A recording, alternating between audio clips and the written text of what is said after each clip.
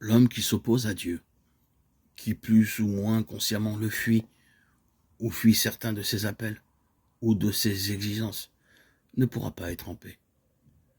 Quand un homme est proche de Dieu, aime et désire servir le Seigneur, la stratégie habituelle du démon est de lui faire perdre la paix de son cœur, tandis que Dieu, au contraire, vient à son aide pour la lui rendre.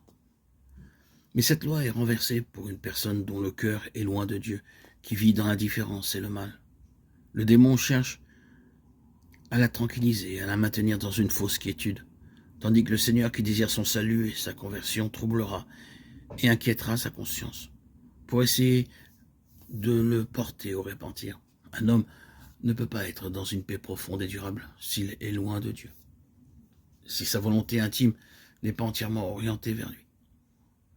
Tu nous as fait pour toi, Seigneur, et notre cœur est inquiet tant qu'il ne repose en toi. Écrit saint Augustin. Une condition nécessaire de la paix intérieure est donc ce que nous pourrions appeler la bonne volonté. On pourrait la dénommer aussi pureté de cœur. C'est cette disposition stable et constante de l'homme qui est décidé à aimer Dieu plus que tout, qui désire sincèrement préférer en toutes circonstances la volonté de Dieu à la sienne, qui ne veut rien refuser consciemment à Dieu, peut-être et même certainement, dans la vie de tous les jours. Son comportement ne sera pas en harmonie parfaite avec ce désir, cette intention. Il aura bien des imperfections dans l'accomplissement de ce désir, mais il en souffrira, en demandera pardon au Seigneur, cherchera à s'en corriger. Après des moments de défaillance éventuelle, il s'efforcera de revenir à cette disposition habituelle de vouloir dire oui à Dieu en toutes choses, sans exception. Voilà ce qu'est la bonne volonté.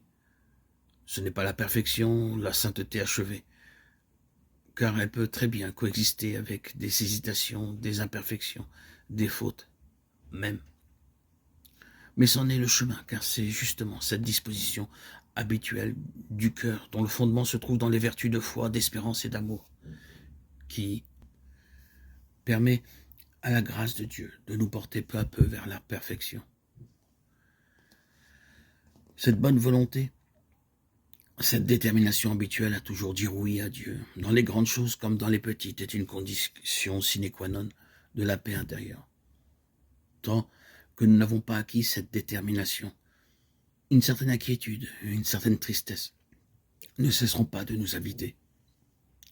L'inquiétude de ne pas aimer Dieu autant que lui nous invite à l'aimer. La tristesse de ne pas encore avoir tout donné à Dieu. Car l'homme qui a donné sa volonté à Dieu lui a d'une certaine manière déjà tout donné. Nous ne pouvons pas être vraiment en paix tant que notre cœur n'a pas trouvé ainsi son unité. Et le cœur n'est unifié que lorsque tous nos désirs sont subordonnés au désir d'aimer Dieu, de lui plaire, de faire sa volonté.